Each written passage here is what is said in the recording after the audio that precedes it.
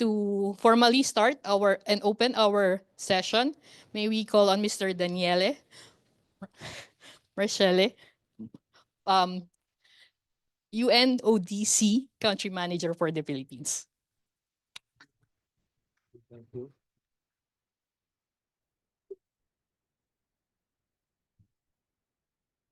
So, thank you very much for the presentation and good afternoon, everyone. Welcome to this side event on legislating for impact, establishing beneficial ownership transparency frameworks in Asia Pacific. So my name is Daniele Marchesi, and I'm the head of the office here in the Philippines of the UN Office on Drugs and Crime. It is my pleasure to begin the session on behalf of the UN Office on Drugs and Crime, UNODC, and really to congratulate the organizers for this impressive panel to discuss this such an important topic. It's a technical topic, beneficial ownership, but I hear there are 100 people online listening today, so it goes to show how important it is and how central it is really to the work on transparency, integrity, anti-corruption, and in general good governance that we are all committed to in the context of the Sustainable Development Goals and of the United Nations in particular. So I would like to thank Open Ownership, Emily, represented here by Emily, for hosting this event. And I would like also to acknowledge the presence of government officials from a variety of bodies here from the Philippines, but also civil society representatives, private sector participants and practitioners here with us today. And of course, also our international guests from Armenia, from Sri Lanka. I would add also myself as an Italian national in the group, and of course all the colleagues from the Philippines and elsewhere around the world. So beneficial ownership transparency is widely recognized as one of the most effective ways to combat corruption, money laundering, and other illicit practices. Many jurisdictions have passed or are developing legislative frameworks to identify the real people behind corporate entities so that we can bring greater accountability to public procurement, safeguard public funds, and enhance overall integrity in both the public and private spheres. Of course, legislation alone is not enough. Putting these laws into practice requires coordinated efforts among government institutions, civil society, and the private sector to define who counts as a beneficial owner, to cover different types of legal entities, and to ensure that data is properly verified, updated, and shared. So it's a long process, quite technical, and requires certainly a whole of government approach, of bringing different institutions from public and private sector together to work on this. The work is central to the United Nations Convention Against Corruption, the UN UNCAC, as we call it in UN jargon or as an acronym, is the only universal legally binding anti-corruption instrument, and it stands at the core of global cooperation against corruption. We as UNODC are the guardian of this convention. We're very proud of that. And we provide a variety of technical assistance and support as a secretariat of this treaty to member states and other entities to implement the convention. We help government enact and implement anti-corruption measures by providing legislative expertise, facilitating operational cooperation, and offering platforms for exchanging good practices. One interesting thing about the UNCAC is that there is this implementation review mechanism by which basically member states are reviewing the implementation of the convention on a regular basis among themselves, and that's quite effective in bringing forward change and identifying potential gaps in addressing corruption. And I know because we're in the Philippines, that the Philippines is particularly serious about this work and quite committed at using the UNCAC to develop its anti-corruption policies and framework. Our support is grounded in UNCAC's overarching principles of prevention, criminalization, international cooperation, and asset recovery, which collectively form the basis for meaningful transparency reforms. Through this mandate, we have seen firsthand how opening up corporate ownership information can disrupt corrupt networks, empower oversight institutions, and increase public trust. Today's panel will bring us the experiences of countries like Armenia, which has introduced beneficial ownership requirements in stages, and the Philippines, which recently updated its procurement law to include beneficial ownership provisions. And congratulations also on the finalization of the implementation rules and regulations. We will also hear from civil society leaders who have played a pivotal role in driving transparency reforms in Sri Lanka and elsewhere. By examining how these reforms have been developed and implemented, we can better understand what it takes to turn beneficial ownership legislation into a practical, high-impact tool. The Open Government Partnership has generously provided this platform for our discussion, and we hope it will lead to deeper regional collaboration, fresh ideas, and real progress in making corporate ownership more transparent across Asia and the Pacific. Thank you for joining the panel. Each of you bring valuable insights and expertise, and I encourage you to share them freely during the discussion. We are here not just to celebrate reforms already in place, but also to ask how we can strengthen and accelerate these reforms. With that, I will hand the floor back to our Master of Ceremony, Attorney Mace Beltazar, who will guide you through the rest of the panel. So thank you very much, and good luck with this important discussion. Thanks.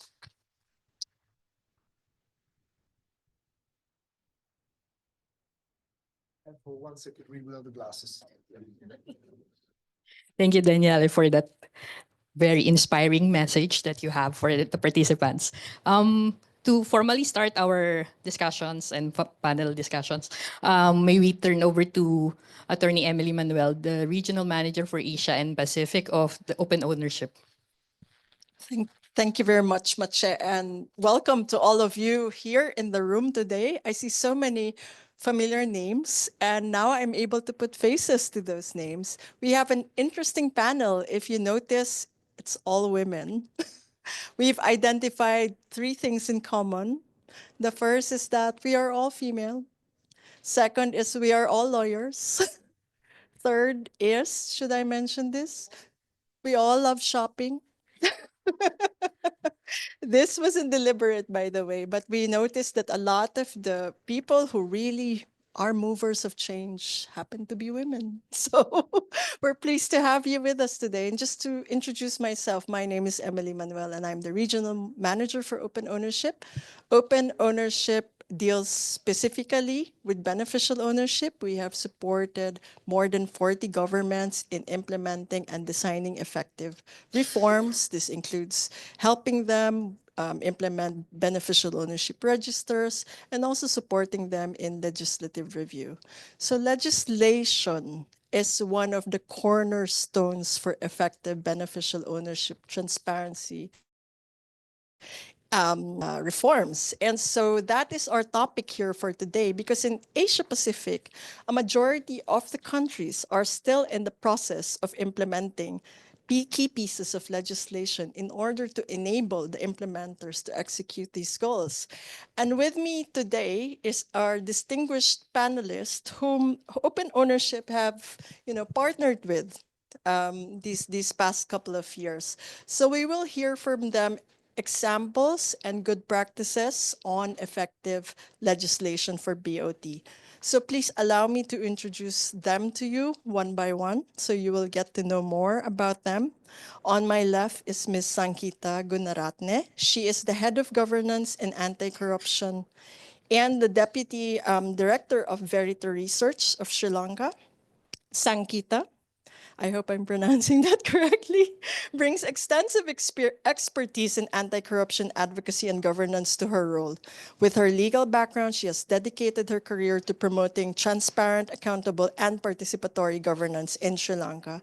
Prior to joining Verite, Sankita served as the Deputy Executive Director of Transparency International Sri Lanka, where she led key policy reforms and legislative advocacy efforts aimed at combating corruption.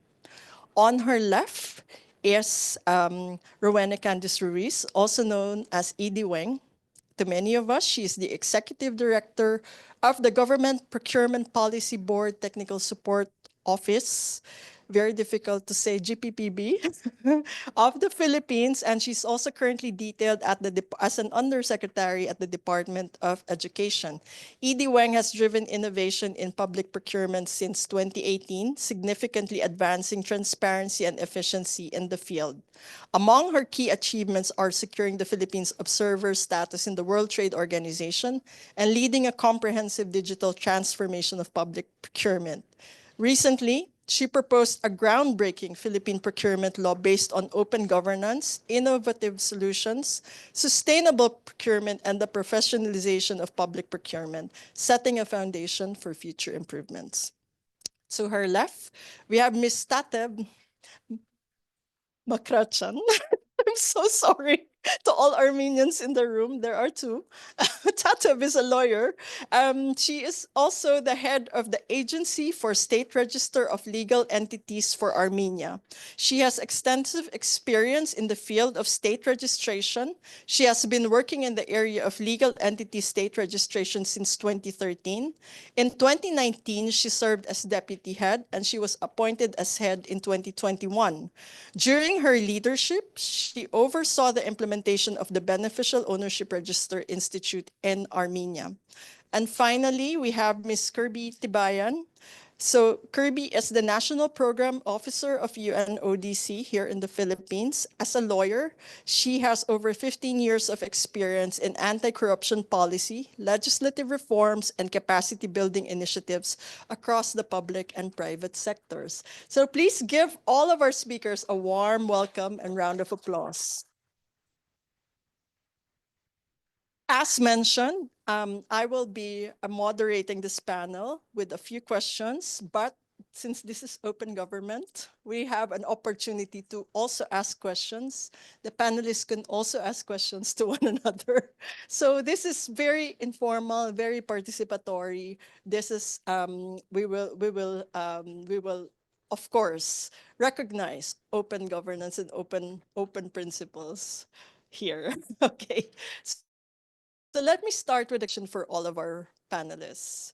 Tell us, what is the status of beneficial ownership legislation in your country, and how is it currently being implemented or being prepared for implementation? Let me start with Sankita for Sri Lanka. Thanks, Emily. Really happy to be here. So in terms of beneficial ownership, the status in Sri Lanka right now, there is no legal requirement for corporate entities or legal instruments to disclose their beneficial ownership details to the authorities. There is only a requirement at the point of incorporation to give information about immediate ownership, not of necessarily beneficial ownership. So what is the regulations that exist that are guidance from the Financial Intelligence Unit is for designated non-finance businesses to maintain beneficial ownership information. And there is no disclosure requirement to the authorities. So we are already in a status which is not great.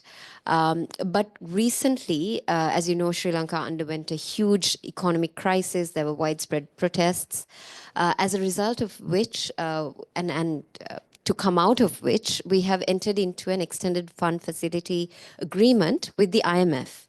And as part of that program, the IMF conducted a governance diagnostic assessment for the first time in Asia for Sri Lanka. And in that, there are 16 priority recommendations that the IMF has made. Some of these priority recommendations form structural benchmarks in the actual agreement with the IMF. Some of them are merely recommendations. So one of those recommendations that is only a recommendation is that there should be a public register in Sri Lanka. Now, in response to this, in September last year, there was a bill proposed, a draft law proposed by the former. This was prior to the ownership register, but with limited public access. And what happened was society prior to this. And the problem with the legal lawmaking process in Sri Lanka is that once it is placed on the order paper of parliament, once a bill is placed on the order paper of parliament, there is very little a citizen can do. There's very little watchdogs can do except to challenge it in court. And that challenge can only be on the basis of whether the particular bit of legislation is constitutional or not. So it's very difficult to make policy arguments like arguing for public access in that process. So my colleague from Transparency International Sri Lanka is here. They challenge with our support also the beneficial ownership bill on the basis that we supported the beneficial ownership reform, but that it needed to improve. I'll stop there and we can discuss further. Thank you very much, Sankita. So maybe let's hear from Edie Wang on the status of BOT implementation, the law in the Philippines. Yeah, thank you for that. First of all, thank you for having me here. I'd like to answer the question this way. What led perhaps to why we have pushed for the beneficial ownership information provision in the new procurement law?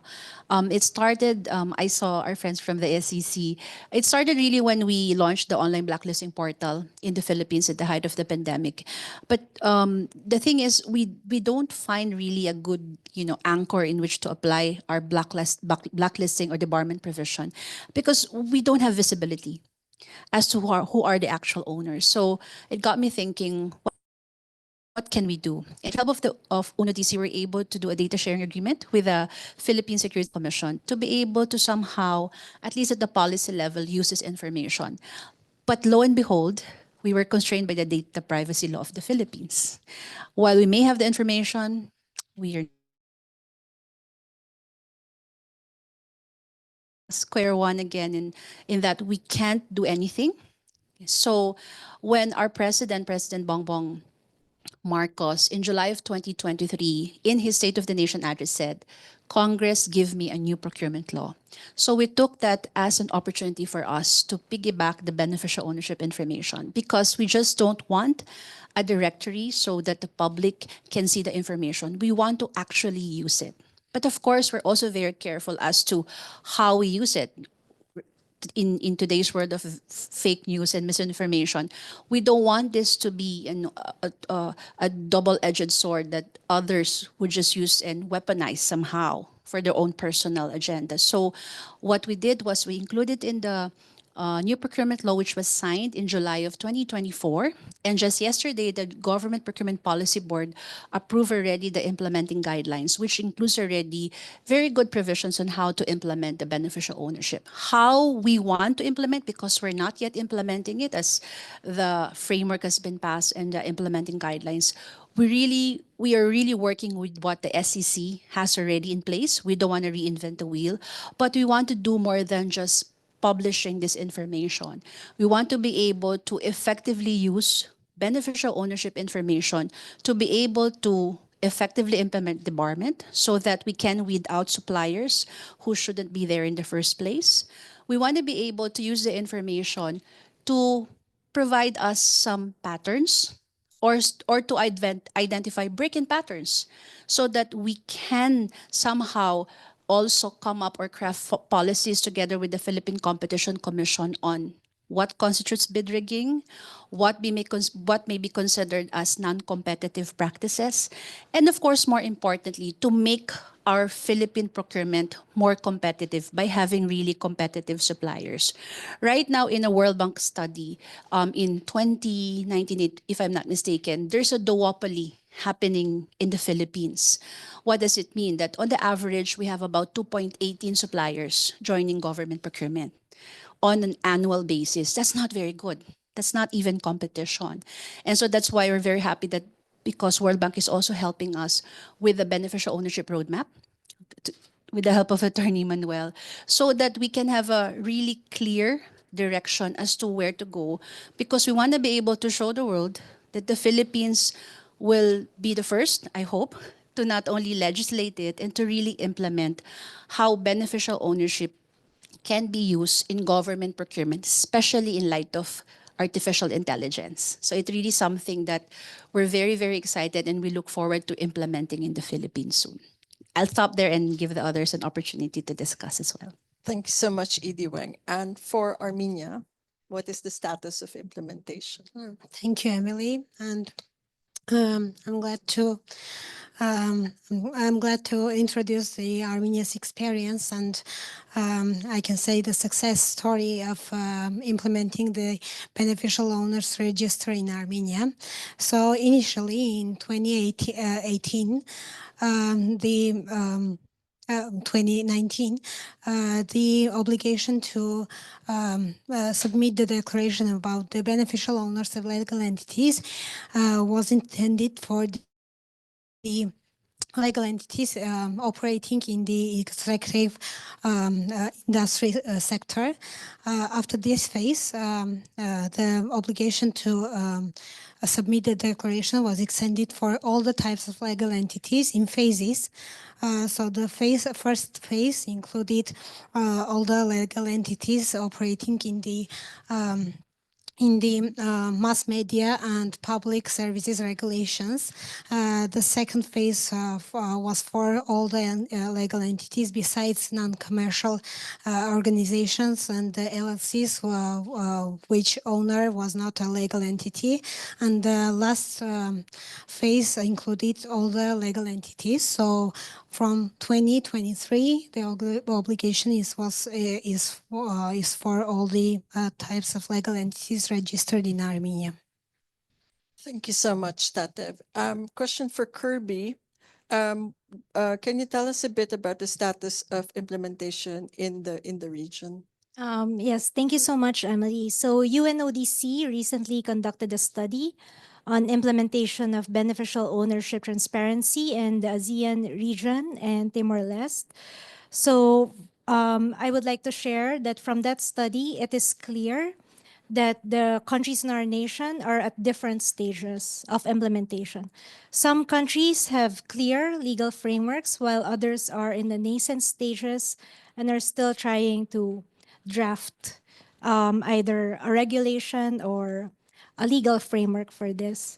What we are also seeing is that most countries rely on self-reporting and have not found a way yet to verify the information provided by the corporations or the legal entities required to submit beneficial ownership information. So while there's so much meaningful progress, as also reported by our esteemed panelists, there remains to be work to be done.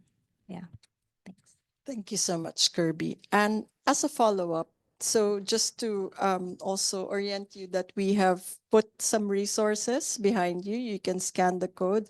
Part of the pool of resources, there's the UNODC study that Kirby has mentioned. So as a follow-up, Kirby, in that study, you mentioned that there's a wide variation in how the ASEAN member states and Timor-Leste is currently implementing BOT. Particularly in terms, I believe, of in-ownership thresholds, coverage, scope, and definitions. How do these variations impact regional cooperation on anti-money laundering and asset recovery? And what immediate steps do you think can governments take to move toward more consistent and effective frameworks? Thank you so much, Emily. That's actually a very interesting question. So across the region, we can see different definitions of beneficial ownership and different thresholds when it comes to shareholder ownership. Like for instance, in the Philippines, they require 25% shareholding to be declared a beneficial owner, but there are also several other categories of control for which you can be categorized as a beneficial owner. And in Myanmar, it's 5%. So we can just imagine when it comes to joint investigations and asset recovery that, for instance, like a group of investigators in one country may interpret this data as meaningful, whereas the others may not, and it's very hard to compare. So I think what we would recommend is more regional dialogue ideally to harmonize the definitions of beneficial ownership, but if that may be too ambitious, at least to understand from each other what these definitions mean, and the rationale behind these definitions, and how can we work together better. Another way to also close the gap would be through digital platforms. If governments invest in digital platforms, and we can link this data all together, then it can facilitate data sharing in a more seamless manner. So yes, thank you. Thank you, Kirby. So, Tate, for Armenia, you mentioned that Armenia adopted a phased approach in its legislation, starting with extractives, moving over to mass media, and all the way to the full economy. As the head of the state registrar, how do you see that benefiting you in terms of implementation? Thank you, Emily. Yes, you're right. The phased approach was beneficial and comfortable for both for the state register and the legal entities, because in the first stage, initially, when a small number of legal entities were submitting the declaration in the state register agency, all the legal and technical issues encountered during the process of submitting and reviewing the declaration were relieved. And in the next phase is when a large number of legal entities started to submit the declaration. All the technical and legal issues, or most of them, were resolved. So it was positive for both for legal entities and the state register agency. And to be honest, it was very comfortable for the legal entity to get ready for the challenges with the huge number of submitted declarations. Thank you so much, Tatep. I know and I feel in the room that there's so many questions coming up, but hold on to your questions. We will just finish this round and then give the floor to you. For Philippines, you mentioned that the draft implementing rules and regulations have actually been approved by the board. Can you tell us a bit about your plans? What are the next steps for implementing that significant piece of legislation? So the IRR really just added a few more provisions from what's in the law insofar as what the GPPB, more on the direction on what the GPPB will be doing, as well as making sure that there would be an online platform that would be used for the beneficial ownership declaration. At the same time, it was also laid out some I guess, parameters on where this will be used, because you don't expect this to be used for small value procurement. So we've identified that. But the next phase really would be for us to have the beneficial ownership roadmap. So that the idea there is that while we have the legislation in place and while we have the IRR, we want to make sure that this will go on for the next years to come. So we're hoping that by 2028, that's the tentative target, we'll have really a clear platform, a clear set of parameters on how to use the beneficial ownership information. So if you're going to ask me, and as I mentioned earlier with the help of the World Bank. And if you're going to ask me, what are we focusing on the next phases? It's really, as I've always say, people and process. So I'll start with the process. We need to really clearly define how we wish to embed the use of beneficial ownership in procurement. Personally, it has to be more than disclosure, because disclosure is a very good first step, but disclosure alone would not really curb issues of corruption, bid rigging, collusion, and what have you in public procurement. And that's very, very crucial. In the Philippines, for instance, for the national government, excluding subnational, we procure about 2.5 trillion pesos. So roughly that's around 43 billion US dollars. So you can see how much the exposure of public procurement is. And so if we have a duopoly of 2.18 suppliers, you can imagine that there's just a few hands really taking advantage of government procurement. So there is not much competition there. So if just going to leave it to disclosure, we may not be able to move the needle that much. So we need to ensure that's embedded in the process. And insofar as the people aspect is concerned, we need to capacitate. We need to be able to know what would be the good uses of this information. Because again, we don't want to weaponize beneficial ownership for private gain. Warring suppliers, we don't want agencies that are comfortable with certain set of suppliers using it against those that would be coming in their jurisdiction, so to speak. So we don't want those kinds of uses of information. That's why as early as 2023, we've actually reached out to the Philippine Competition Commission for a joint issuance with the GPPB on how we can actually define without having to traumatize procurers. What is bid rigging? What would be collusion? Because we also don't want to over legislate. We don't want to over regulate when it comes to bid rigging. We want it to be more practical. But without these tools in place, it would be very difficult. And to me, one of the critical tools would be the online platform. We don't have to reinvent the wheel. We would be interconnecting with the SEC because they already have the platform in place. We don't want to make it too burdensome. But we need to do more than just disclosing. We need to train both at the policy level and at the procurer operations level on how we can actually use the beneficial ownership information to make procurement more competitive. Thank you. Thank you so much, Edie Wang. Sankita, in Sri Lanka, how have civil society organizations contributed to shaping and advocating for beneficial ownership transparency legislation? Yeah, so one thing is that civil society has remained watchful from quite early on. So as early as 2018, when there was a bill being brought to create the Port City Commission, the Colombo Port City, right outside of the limits of they were really annexing a new island to the country and creating a financial hub there. At that point of time, civil society, including TISL, some of us started creating noise about the issue of beneficial ownership, about the possibility of money laundering, terrorist financing through these instruments.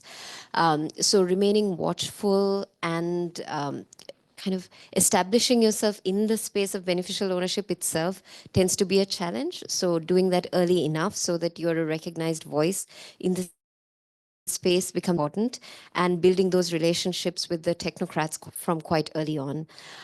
So that has been useful. And the second thing is looking out for windows of opportunity. So like when the governance diagnostic assessment was happening through the IMF process, civil society actually did a parallel governance diagnostic report for the first time in the world, which also called for a publicly accessible beneficial ownership register. That's the second thing. And the third thing, I think, in our region of the world, we're not sometimes quite savvy about the technicalities of this whole conversation. So being ready, getting other people into the conversation, having other civil society come along with you in being able to express to the authorities why you're asking for what you're asking for, because we often tend to fall into the trap of asking for global standards without quite knowing why, without quite knowing the argument, without quite being backed up by research and what the trends are. So being aware of that also has, and it's a continuing thing. It's not by any way a boast. So it's something that we need to be prepared with. So that's also a lesson that I think we can learn as civil society and from civil society. Thank you so much, Sankita. And my final round of questions, I want to talk about challenges and opportunities. And so, Sankita, you've mentioned a few. A lot of civil society would actually be very interested in possibly following in your footsteps, because it seems that you have indeed done some significant advocacy that would have impact on legislation. Can you just share a bit more details about the constitutional challenge that you mentioned earlier? Sure. So when, as part of the IMF governance diagnostic assessment recommendations, the government brought an amendment to the Companies Act of Sri Lanka. Already there hadn't been any space for conversation, for any kind of public debate. I don't think anybody even from the private sector was consulted, leave alone from civil society. So the experience was quite disconcerting, because one day you wake up and look at a government website and find that this has been placed on the order paper of Parliament, and you have now 14 days to challenge it, if at all. So, so we had to organize. We collaborated with TISL as well as Verity Research, and got the ball rolling, if it were, as it were. And the challenge at that point of time was Parliament was about to be dissolved. So then the question is, do you put all your resources into challenging something that might be futile? Because, I mean, it was going to happen. But still, legally, if they kept, I mean, if you didn't challenge it, then you'd have lost that window of opportunity, and you'd be complicit in this law getting passed without any kind of improvement.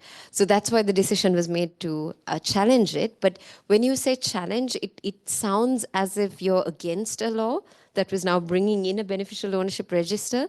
So the communication around that was really important for us to make it clear that we're coming to court in support of this bill, but with the stand that it needed to improve further. So there were several things that were missing in the law. So what had been agreed upon, or the governance diagnostic recommendation from the IMF, was that the BO register should be publicly accessible, and this was only going to have very limited public access, and that also on the basis of a request. And then there was an exemption that was being created for offshore and overseas companies.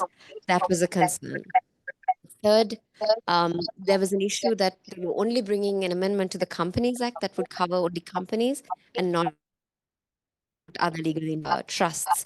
And then in terms of and there were positive things as well, such as all government entities who are in charge of enforcement for offences having access to this. But also, on the other hand, you found that obliged entities like designated non-finance businesses, who were required to maintain beneficial ownership information, weren't given access to this beneficial ownership register. So then there's an obligation cast on them, but if you could support them through giving them access, and that wasn't done. And there was also no requirement for the registrar of companies that was receiving this information to actually verify, which would verify the information, which would make Sri Lanka fall short of the FATF recommendations. And we have this, the FATF review starting in March this year. Now, the problem, though, is Parliament was dissolved, and now this entire process might have to repeat. If they bring a new amendment to the Companies Act, we don't know whether it will incorporate any of our input, so we might have to repeat the cycle. Thanks. Thank you so much, Sankita. And I love how you said that with a smile, because we need to remain positive. We're used to this. Edie Ruiz, so how does the you mentioned about the roadmap? Can you tell us a bit more how GPPB plans to operationalize these provisions in government procurement to ensure smooth implementation, and more importantly, what is needed to enable the GPPB to do this? I think what is needed really is for us to effectively have the roadmap and implement it.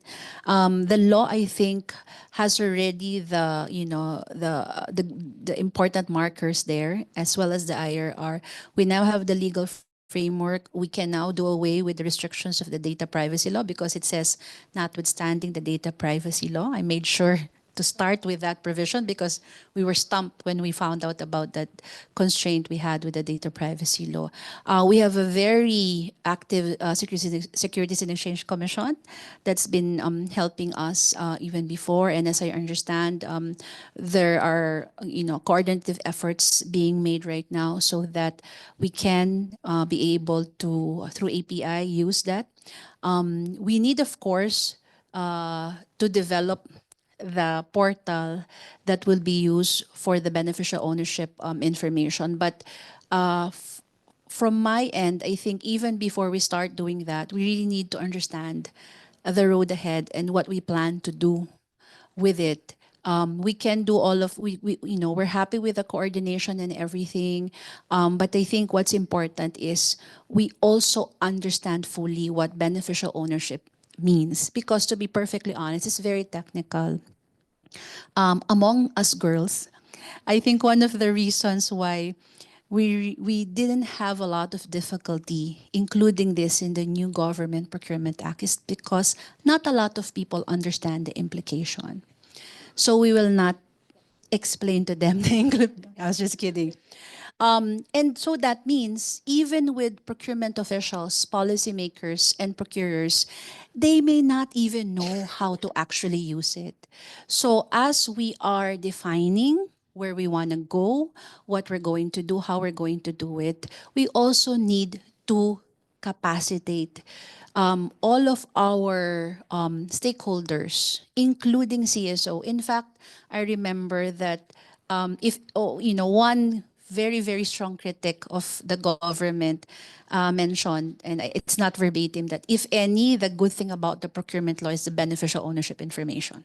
And that's quite a lot. That's so big, if you ask me.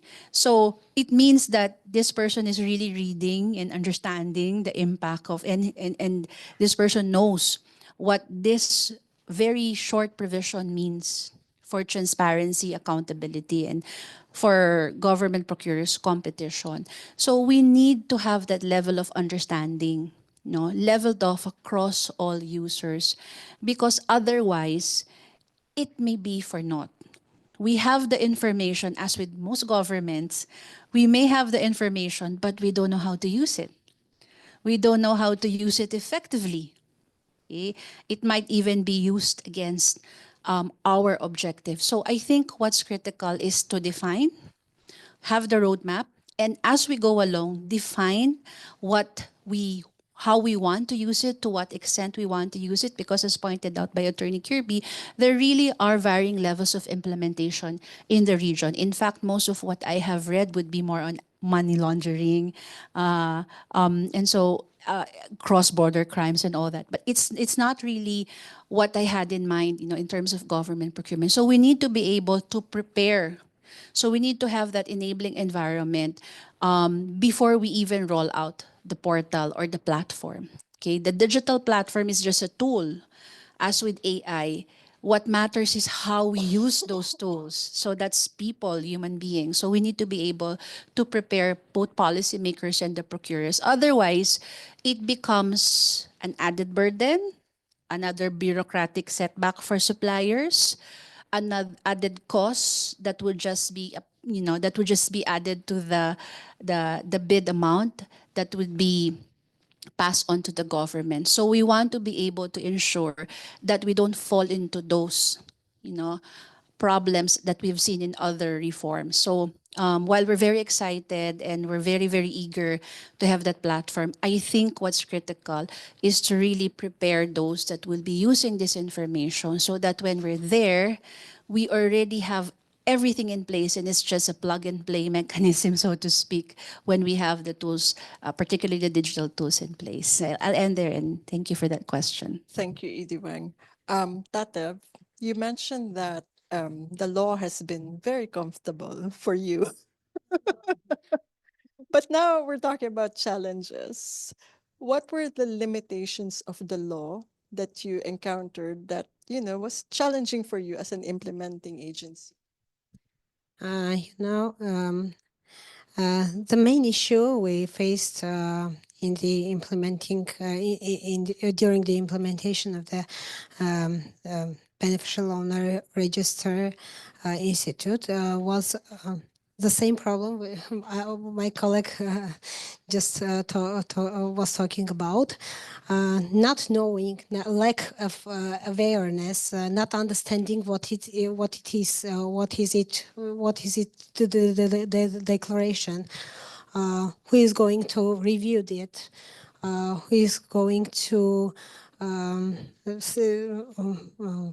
review all the data the legal entity submitted. So the biggest issue we faced was lack of awareness, and in the first phases we notified individually all the legal entities who was going to declare the beneficial owners. But in the last phase, when the number of legal entities is too big to individually notify, we started to contribute a lot of information materials within television and social media.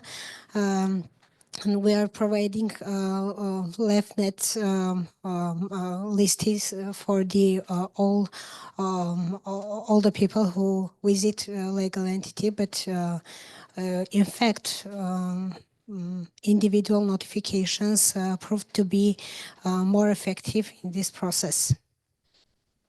Thank you. And as a follow-up, I understand that you are currently drafting amendments on the issue around verification. It's a favorite word among implementers. Not yet amendments for the verification But as well. is that one of the limitations of the law that the state registry, do you have the authority to verify the data at the moment? We have the authority to verify, but it is going to be within administrative proceedings. So we have to initiate a proceeding by ourselves or in the frame of application from the third body. So it is huge proceeding in the administrative law. Thank you very much. And finally, Kirby. So in the study that you mentioned earlier, one of the core challenges is around our favorite word, verification of beneficial ownership data, where many jurisdictions are actually relying on the self-declaration of companies without clear cross-checking mechanisms. From UNODC's perspective, what practical measures, whether it be legislative, technological, or capacity building, should countries prioritize to strengthen verification, maintain up-to-date data, and ensure accurate information for use in anti-corruption efforts? Yes, thank you so much for that question. I think verification has been one of the most interesting aspects of beneficial ownership transparency, only because also, correct me if I'm wrong, Emily, there's no model country yet for verifying beneficial ownership transparency. But there are interesting examples. So different countries do it differently. Some at the moment of filing, they try to cross-check with other sources, and some through an after filing audit, or some only audit when a complaint comes up and they have reports that somebody had misrepresented their beneficial ownership.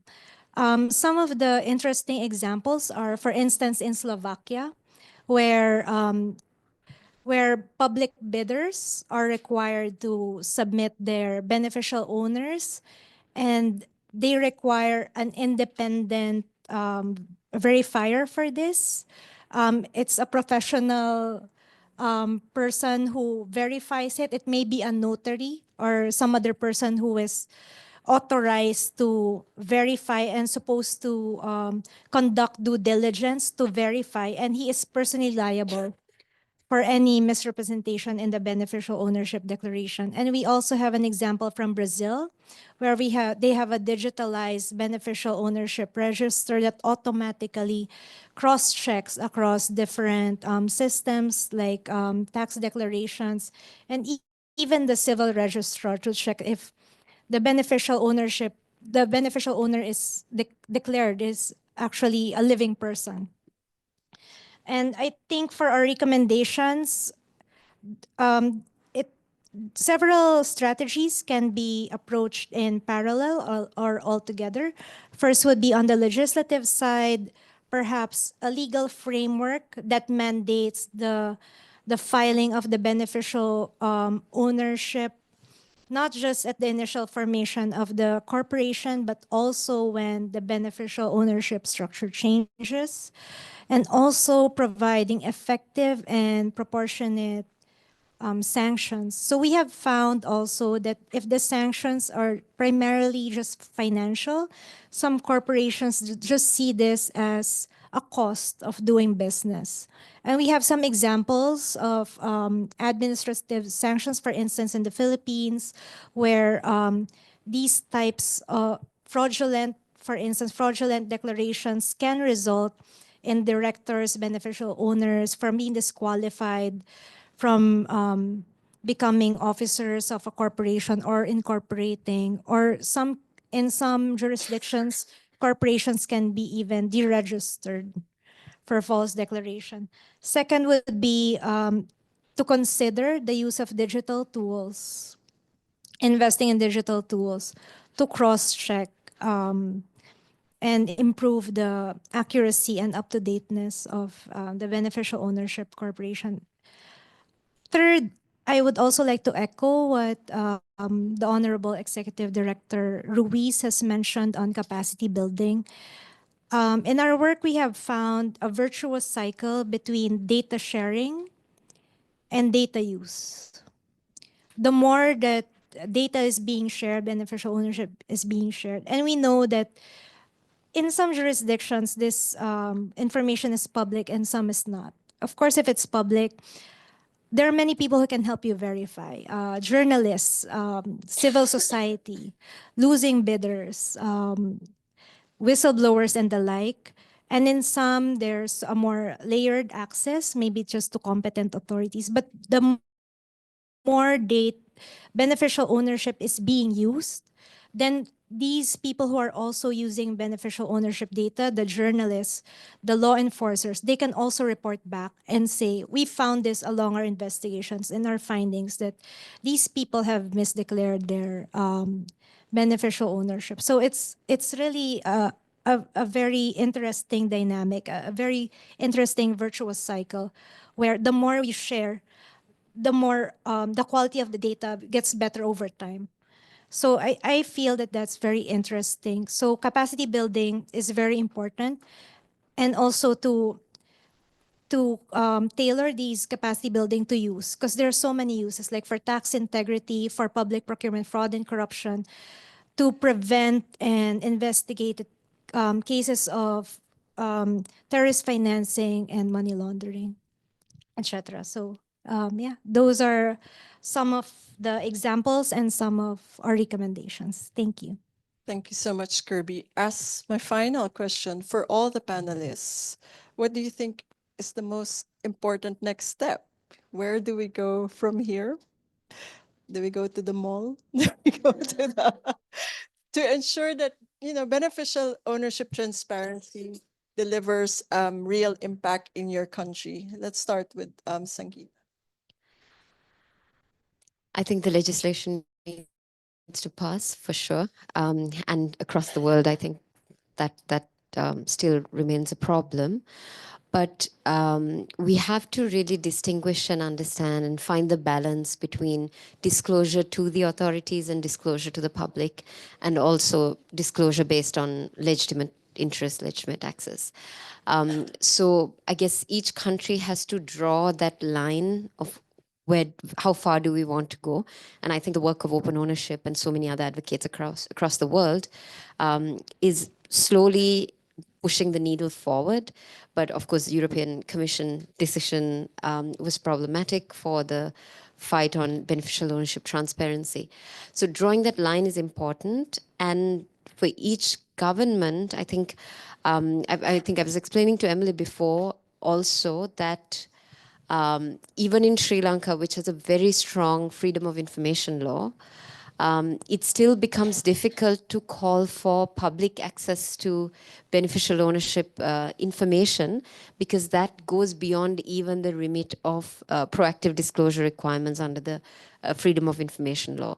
So advocating for that, I think, still remains important, especially in, say, the Global South, where sometimes there can be rule of law issues, law enforcement capacity issues. I think it's really important for there to be an active partnering with civil society, with losing bidders, whistleblowers, journalists that you mentioned, as co-enforcers along with law enforcement. So for that to become reality, I think we can make a very good argument for public access, even if that may not necessarily be the fully world accepted standard. So pushing for that, I think, is important.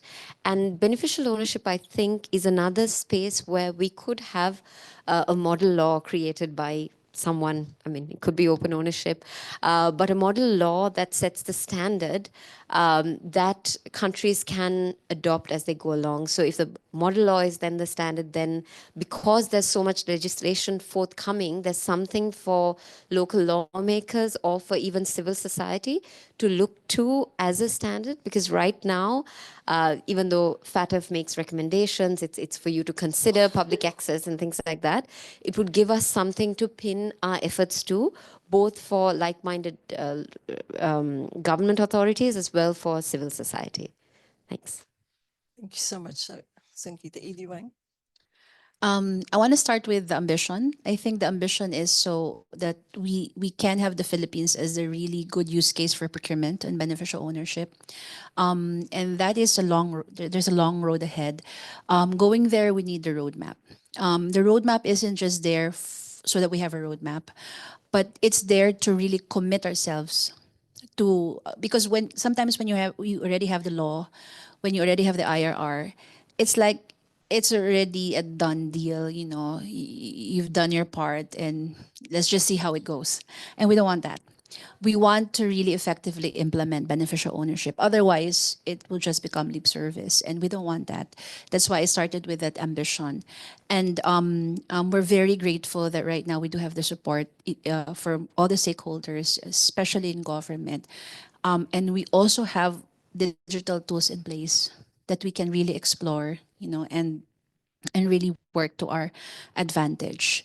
I want to end with thirdly, we need to really educate everybody, especially the users, so that when everything really aligns with the roadmap, we will be able to really, as I mentioned, plug and play use beneficial ownership information. So I'll probably just focus on those three important points in terms of what our ambition is, in terms of what we need right now to just really cement that commitment so we can always go back, so that people in government like me would be accountable to explaining why didn't you?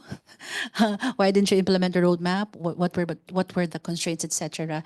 And as we are preparing for that, we really want to be able to educate everybody, including us, especially us probably in the policy sphere, so we can have better use of the legal framework. Because as I was, sitting here, other countries, they just really want the legal framework. We already have the legal framework, so we need to, show that this is effective, this can be done, and that there is really a point to having beneficial ownership in government procurement. Thank you. Thank you. Armenia. So I can say that the first step, the first goal that we have to go to is to guarantee that the obligation of the submitting of the declaration of beneficial owners for all the legal entities outside administrative proceedings, to make all them to make the obligation. And the second goal for us is we were told about that, the verification of the data. It's the most important for us goal. Thank you so much. And Kirby, for the region, what do you think is the next step? Thank you so much for that question. So I think for the region, I think we should shift our focus from just collecting the data. And I think regional cooperation here is really key to really share practices, insights on how to improve accuracy, up-to-dateness, and also most importantly, how to use this data, how, to really maximize the use of this data. We really appreciate the efforts of the legislators, the regulators for creating the frameworks. and also all the people who have worked so hard to collect this data, to enforce also. But also all of this effort is wasted if this data is not being used. So yes, I think there should be a shift also in focus in data use. If there are aspects of law enforcers not knowing what beneficial ownership is, how they can maximize the use, how to even ask for this data, where to get this data from, I think these should be addressed as well. So yes, thank you so much for that question. Thank you. Let's give our speakers an initial round of applause. Thank you so much. Now we will open the floor for comments. I'd like to acknowledge the presence of the Securities and Exchange Commission of the Philippines and the Investment Promotion Authority of Papua New Guinea. They are at various stages of implementation, so all the questions are very relevant for them. But I'd like to ask Attorney Danny for any comment or reaction on the discussion so far. Hello, thank you for giving me the opportunity to make a comment. So we're really very excited to work with the DBM and the GPPB in terms of how do we be able to support the this use how to use BO, especially in public procurement. You know, for the SEC, our motivation for the BO is really about the us getting out of the FATF gray list. So by God's grace, hopefully we can get out of it in due time. And we have made significant strides already in terms of BO, in terms of implementing it.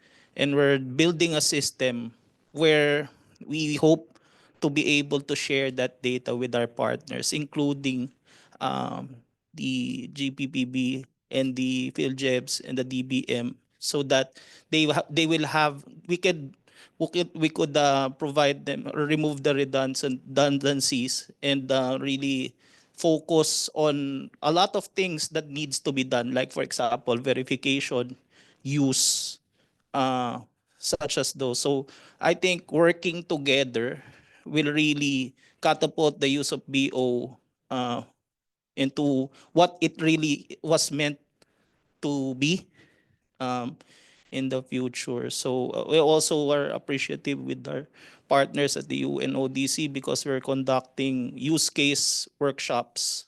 So yeah, the next step, collecting, we're there. 69%, 70% of corporations have BO in the BO registry of the SEC. But how do we use it? How do we utilize the power of data for good? That's the next question. So Thank you, Attorney Danny. I'd like to hear as well from Papua New Guinea. Any reaction? Thank you very much. Thank you for the opportunity. I think from hearing from the panelists, we can see that different countries are at different stages of the BO. So from the Papua New Guinea experience, the BO issue came about as a result of the money laundering FATF requirements. And so that journey at the time when Papua New Guinea was being assessed, the requirement was for us to have some legal framework in place. So we did meet that requirement to have that BO information disclosed by legal entities. I guess after the journey, after meeting that requirement, I now see that because of the definition that was passed through legislation at the time, like I can hear from others that they have some kind of percentage of 25% or more. And in our definition, it's just control and management. So the different definition of BO could also impact on whether how can we request that information from another jurisdiction. So the journey for PNG is that we already have a legislation in place. Implementation is the next step forward because it's fairly new. And I think another challenge we would have is also making the legal entities who are going to disclose that information. They need to know what sort of information they're disclosing and the impact of that information that will have on them, like the experience from the Philippines, like, you know, someone can use that information against them. How do we use this data and who uses it? How do they request that information? Those are all things that we need to, from the Papua New Guinea experience, some things that we need to, I guess, look forward to or try to put a roadmap or some action items that we need to do going forward. I can comfortably say that because we are also in the, we just had our mutual evaluation, and we are looking down that ICRG process. There are some action items that we need to implement by October 2025. And the BO requirement, which requires probably us to amend a lot to make it mandatory for legal entities to disclose that information, is something that we need to consider going down that path. I'll leave it there. Thank you very much. Thank you. So we'd like to open the floor to questions from the audience. We'll get 3. Thank you. Okay, good afternoon, everyone. Thank you to UNODC for sponsoring this event. This is a very exciting discussion. I fully agree with you, Emily, that women in the panels are really a mover of changes. Not only that, probably you're also very good in finding the beneficial owners. So my question is really, of course, first with the UNODC, Kirby. If you could actually provide us, you mentioned about the ASEAN study where in the various stages of legislation or implementation, but can you cite at least 2 or 3 countries which are really in advanced states of implementation? That's one. And second, not just on the ASEAN study, but in the other studies that you may have outside of ASEAN, is there any other countries focusing on the procurement route? Because we would like to think that the Philippines is actually pioneering in this undertaking. No? And third is if we can, if it's possible to share that ASEAN study. If you don't mind, a second set of question is for Armenia. You seem to have in advanced stage of implementation, and my question is, in the implementing rules, do you have any roles for the CSO, civil society organization? And if none, do you see any advantage bringing them in? Because you talk about verification, and I think Kirby also mentioned about the role of civil society, among others, for a very important verification undertaking. I'll stop here. Thank you. Thank you. We only have room for 3, and that came from one person. Let's entertain. No, it's okay. Let's just compile all of them so we'll give the speakers chance to respond. Hello, hi. My name is Clara Feng. I'm from the Infrastructure Transparency Initiative COST. So thank you very much. It's lovely to see so many women involved in this. So I've only had a chance to very briefly look at the materials, and I understand that a lot of the beneficial ownership is specific to companies. And I know there is a disclaimer on trust, but that is, I think, a very, very big issue, because I think a lot of entities are very aware that there are a lot of transparency requirements for beneficial ownerships of companies, and as such, trusts have become almost this parallel opaque system. And even though I understand that there are a lot of limitations, but I'm just wondering through your work whether there's any ways that we can try to shine a light on trust beneficial ownership as well. Thank you. And a final question from the floor. Anyone? Okay, so let's go with that. The first question, Kirby, was around sharing best practices, mentioning countries that are in advanced stages, and then also mentioning best practices around use of BO in procurement. Yeah, thank you for that question from the World Bank. Actually, there's no model country yet, right, for beneficial ownership. And there are different countries that are models for just certain aspects. So I think Indonesia has a public beneficial ownership register. They had a few issues also with the compliance. And we have also the Philippine Securities and Exchange Commission that had experienced a lot of success on the in compliance of beneficial ownership. And also we have, I think Malaysia has just launched the EBOS, their electronic beneficial ownership system. So there are a lot of good practices per country, but there's no model country for beneficial owner, not just in the region, but in the world. And that's why we feel that it's really, really interesting to have this regional dialogue. Because when we say beneficial ownership, sometimes there's the ideal standards that some may try to advocate or impose, but the reality of the situation is that many countries are still in the nascent stages, and some are really, really shining in some aspects, and some really need help on others. So also, no country should be discouraged. That's really what we feel in this work. We shouldn't Countries shouldn't try to reach not just an international standard, but also try to see where the others are going and say, it's not too late. We're not late in the game in this. And I think also, their second question is, I'm starting to not remember. Oh yes, yes. I think the Philippines it's very unique, and actually this wouldn't have happened also without the leadership, to be honest, of Executive Director Ruiz, who was one of the initial advocates of beneficial ownership transparency in the Philippines. One of the first data sharing agreements that was entered into by the SEC was with the Government Procurement Policy Board, and everybody was asking why procurement, because everybody was focused on AML.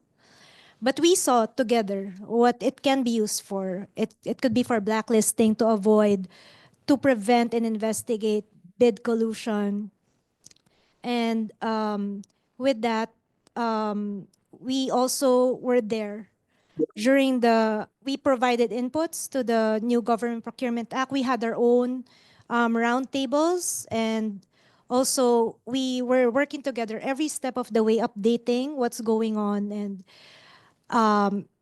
yes, as mentioned, yeah, maybe it was passed because nobody knew what it was, but but we had succeeded for the good. But the other, I think, only other country that that that we can say that had really a huge focus on use of beneficial ownership information in procurement would be Slovakia. So in Slovakia, if you want to bid for a public contract, they have a register, a register of beneficial ownership information that everybody has access to. And also, I think they have this logic, right? If you want to win a public contract, spend for it also, right? If you're the contractor. So what they do is they require these contractors to have to to hire the services of a professional to to have an independent verification, and these people certify. You can think of them as somewhat like a notary public. They certify this, and they can be held personally liable for any falsification of beneficial ownership information. But aside from the Philippines, this focus on use of beneficial ownership information in public procurement, I think in the region, maybe only the Philippines. The Philippines is leading this, and thanks to the people who saw the potential in its use also in this. So third. Yeah. Yeah, about the civil society organizations. Yeah, the question was. Unfortunately, I can say that the definition of beneficial owners is for all the legal entities, all the types of legal entities. So we don't separate any definition for the civil society organizations, beneficial owners. But I think a few years, 2 years ago, for about 2 years ago, we were discussing about to make a new definition for the non-commercial organizations, for beneficial owners of non-commercial organizations, but I think the discussions were stopped, so we can renew these thoughts after making these decisions for more important issues I mentioned before. So the answer is that we do not have any specific definition of the beneficial owners for civil society companies organizations.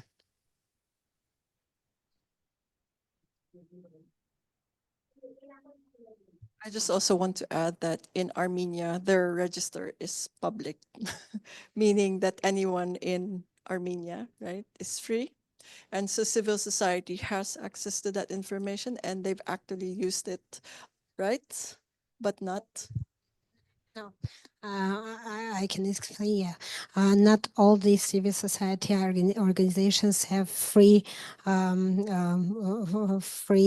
accounts to the public register, but mass media organizations have the opportunity to have free access to the public register, or to the all information in the state register. But in fact, I can say that the most of information registered in the state register agency is free for everyone in Armenia. So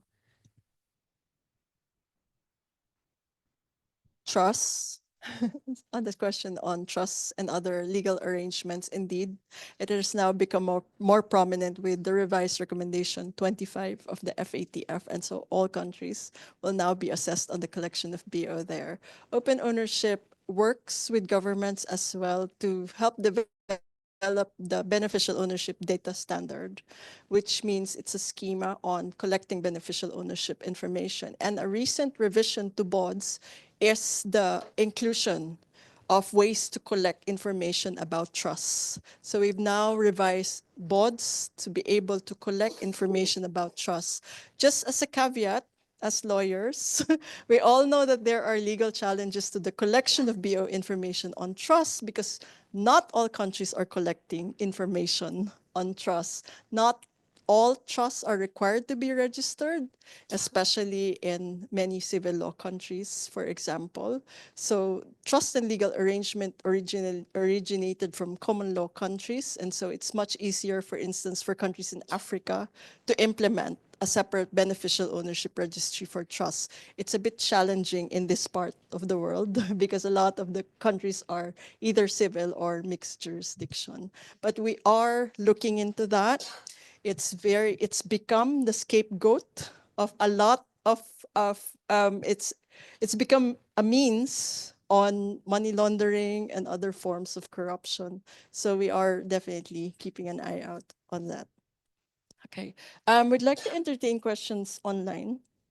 Maybe Mache, you can tell us how people online are doing.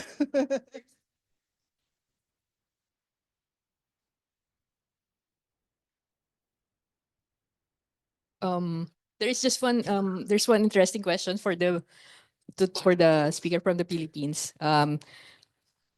Considering that there is a new law regarding the procurement, do you think that this beneficial ownership transparency will be effective in procurement for local governments, considering that the suppliers are usually sole proprietors? Well, beneficial ownership is really for corporations. So I wouldn't say, however, that for local government or subnationals, most suppliers would be sole proprietors. I think often in subnational, there's just one supplier, but not because they're sole proprietor.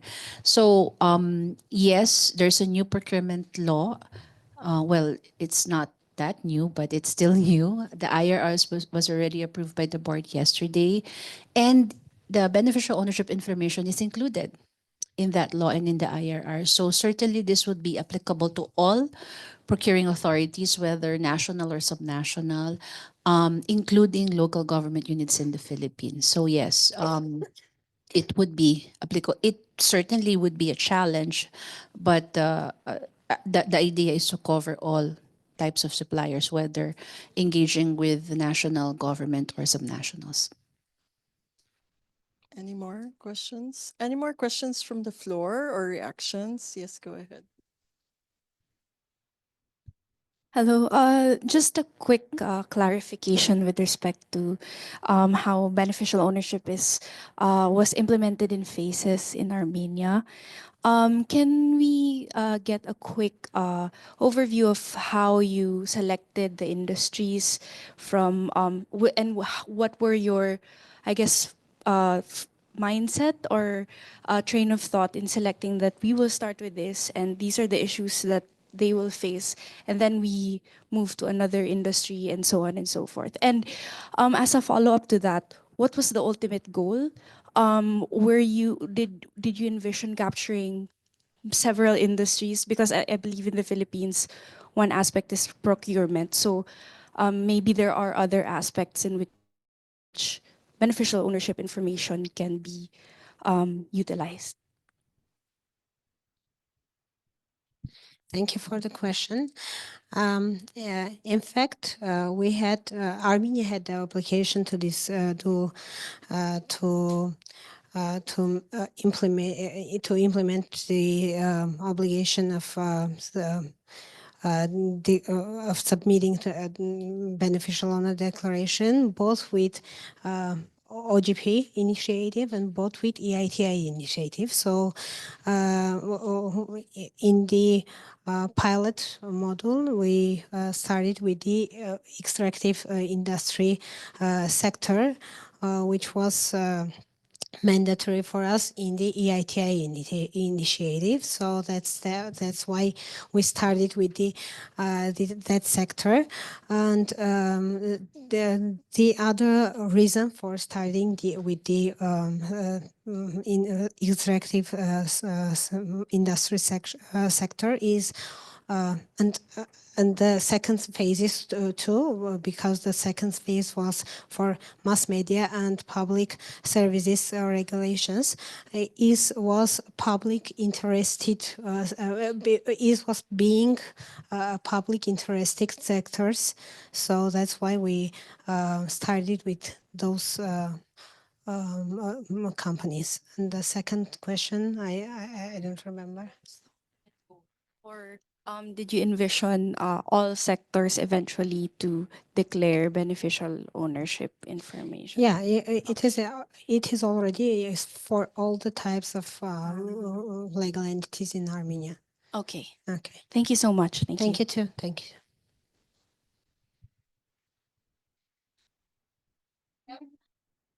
Conserve energy. I'm fine. Any other questions from the floor? Any of my co-panelists, actually, if you have questions for any of the other panelists, please feel free. Oh, okay. For Armenia. So as of now, in the Philippines, BO information is not accessible to the public. And as mentioned before, as mentioned by Attorney Emily, your BO register is accessible by some of the CSO organization. So my question is, what information is accessible to the public, or all BO information, or only specific information about BO? No, in fact, I would like to say that it was a misunderstanding of if the information.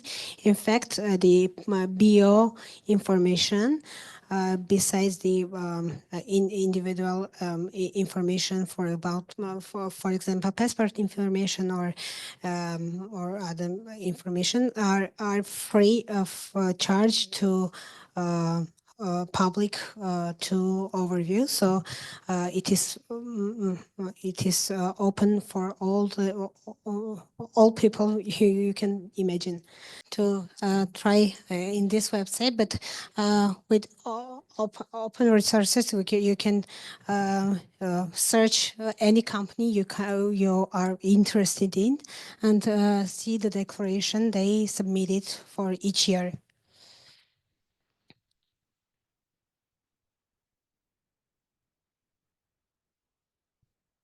No, we can stop sharing because it is not available. But I can then. What?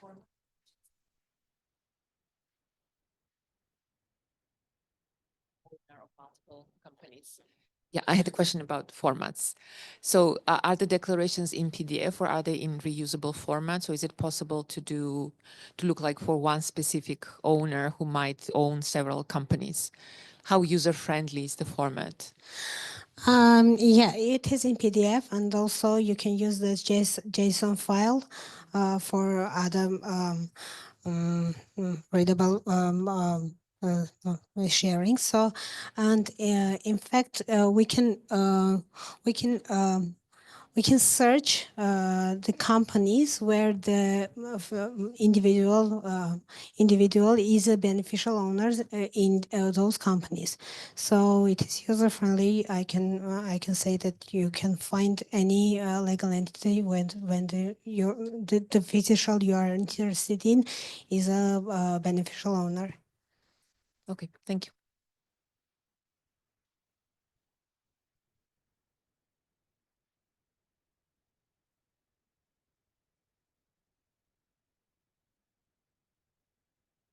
If we don't have any more questions, I think that we can conclude early. As it's very Filipino to request for a group photo before we leave. It's almost synonymous with having good food. But before that, I would like to formally close this session by thanking our speakers, thanking UNODC for co-organizing this event with us, Open Ownership, thanking my colleagues, who are in the room and who are very busy. It seems like they're the only working people here. So Eliud, Matcha, staff from UNODC, support from our donor NORAD that made this possible. So in sum, what we've discussed here so far is it's very enriching, very engaging. There's so many nuances to implementation of beneficial ownership. But I think at the end of the road, what we're seeing is effectiveness in terms of data use. How usable is that data? Whether the users are aware that the data exists. So in summary, we've discussed that it goes beyond data collection. It's making sure that the needs of the data users are met. And that would include also ensuring effective public participation, engaging data users from the very beginning. It's one of the lessons that we have here, and really trying to implement a framework and a roadmap to see the road that lies ahead. And so despite all these challenges, we end with a smile, which we will need for our group photo.